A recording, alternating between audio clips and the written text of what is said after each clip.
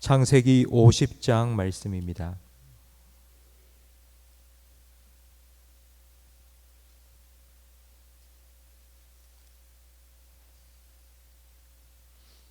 창세기 50장 10절부터 14절까지 한 절씩 교독하겠습니다.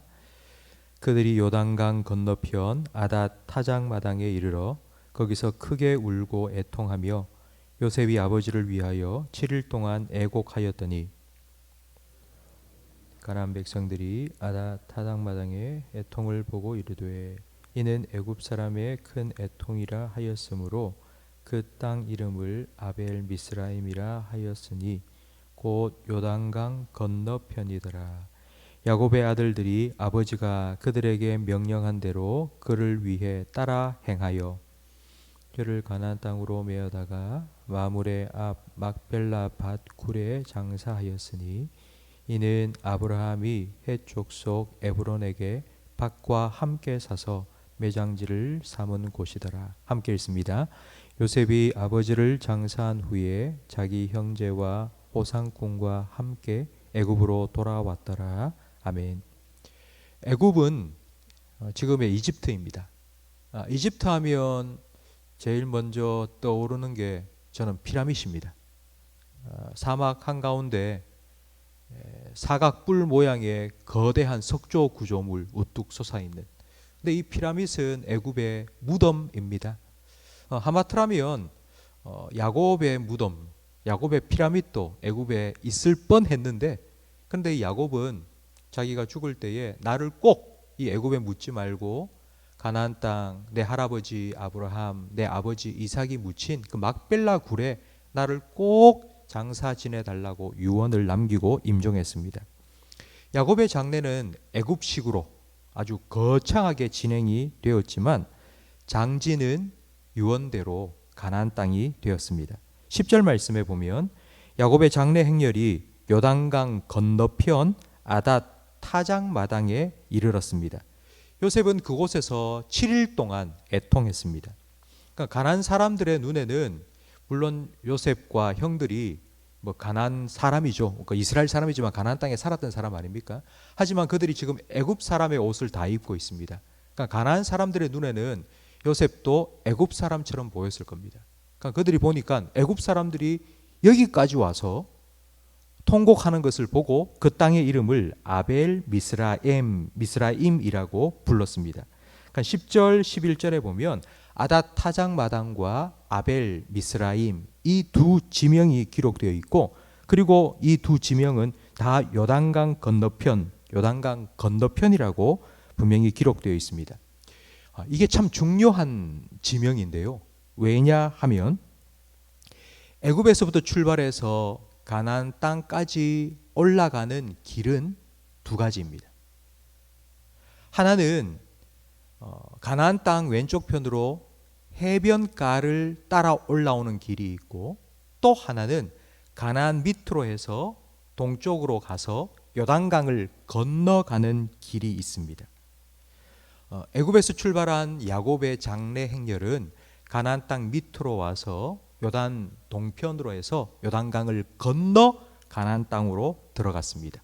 그걸 이 두 지명이 우리에게 보여주고 있습니다. 그러니까 이게 왜 중요하냐면 400년 후에 이스라엘 백성이 출애굽할 때에 출애굽의 여정이 바로 야곱의 장례 여정과 똑같은 길을 그대로 따라갔기 때문입니다. 여호수아 3장에 보면 가나안 땅에 들어가기 위해서 이스라엘 백성이 요단강을 건너는 장면이 기록되어 있습니다. 법궤를 맨 언약궤를 맨 제사장들이 요단강에 발을 들여놓자 요단 강물이 저 위에서부터 멈춰 서고 이스라엘 백성이 마른 땅처럼 건너갔습니다. 야곱이 왜 마지막에 나는 절대로 여기에 묻지 말고 가나안 땅에 좀 묻어달라고 그렇게 유언을 남겼을까요? 그 이유는 자기 장래를 핑계로 자기 자녀들과 손자들이 다시 한번 가나안 땅을 밟도록 하기 위해서입니다. 실제로 요셉은 40년 만에 가나안 땅을 밟았습니다. 그리고 애굽에서 태어난 요셉의 두 아들 에브라임과 므낫세는 난생 처음으로 가나안 땅을 받습니다. 야곱은 주급을 통해서 자기 자녀들에게 하나님을 기억하게 하고 하나님의 약속을 다시 한번 기억하게 하고 그 약속의 땅 가나안 땅을 다시 바라보게 만든 것입니다. 우리가 야곱의 일생을 쭉 살펴봤습니다.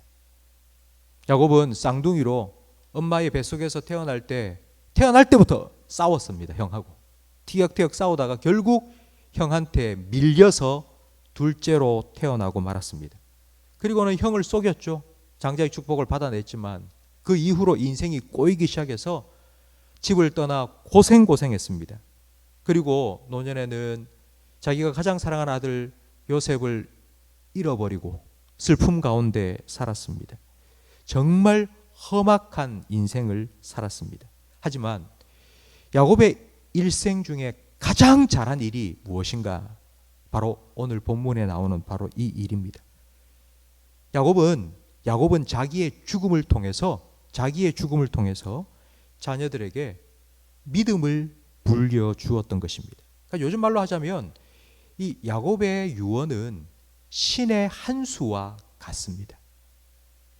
그의 험악한 인생을 단 한 번에 역전시킬 수 있는 정말 너무나도 귀한 유언을 죽음의 모습을 자녀들에게 보여주었기 때문입니다.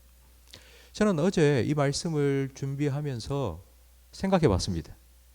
나는 내가 죽을 때 그때가 뭐 언제인지는 모르죠.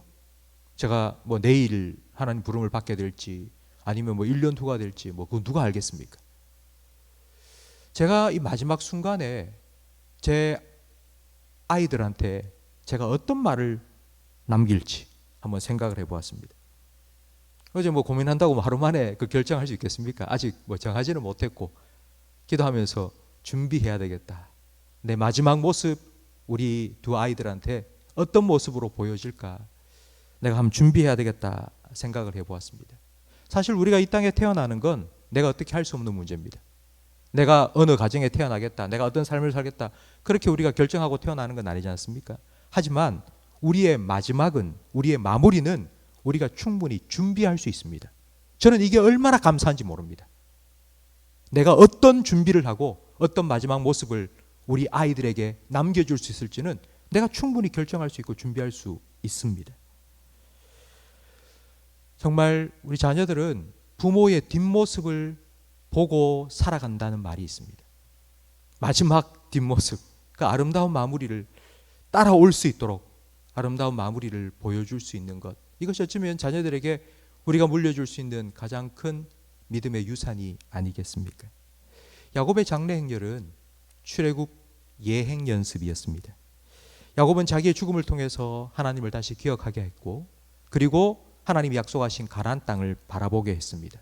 성도 여러분, 야곱처럼 여러분 자녀들에게 하나님이 살아계심을 보여주고, 그리고 하나님께서 우리에게 약속하신 약속의 땅, 천국을 잘 보여줄 수 있는 그런 정말 아름다운 마무리를 잘 준비하시고 그 모습을 자녀들에게 보여줄 수 있는 여러분의 삶이 되기를 주님의 이름으로 축원합니다. 우리가 남겨줄 수 있는 가장 큰 믿음의 유산이, 여러분, 우리의 삶이 아무리 자녀들에게 내세울 것 없고 보잘것없고 그런 험악한 나그네 인생길을 산다 할지라도 하나님께서는 그 마지막 순간을 통해서 역전시킬 수 있는 분입니다. 정말 하나님 살아계심을 보여주고 천국이 있음을 보여줄 수 있는 그런 믿음의 유산을, 아름다운 마무리를 남길 수 있는 저와 우리 모든 성도님이 될 수 있기를 다시 한번 주님의 이름으로 축원합니다. 기도하겠습니다. 하나님 아버지, 저희들을 구속하여 주시고 하나님의 것으로 삼아주시니 감사합니다. 사나 죽으나 우리는 주의 것입니다. 그러니 살아도 주를 위하여, 죽어도 주를 위하여, 주님 영광 위하여 살아갈 수 있도록 주님 우리의 삶을 주장하여 주옵소서. 야곱이 험악한 인생길을 살았지만 마지막 그의 유언과 그의 죽음을 통하여 자녀 손들에게 약속의 땅을 바라보게 하고 하나님을 기억하게 했던 것처럼 우리 자녀들에게 우리의 인생의 아름다운 모습을 보여주고 뒷모습을 보여주고 믿음의 유산을 남겨줄 수 있도록 하나님 우리의 삶을 주님께서 인도하여 주시며 끝까지 우리의 삶을 붙들어 주옵소서. 예수님 이름으로 기도합니다. 아멘.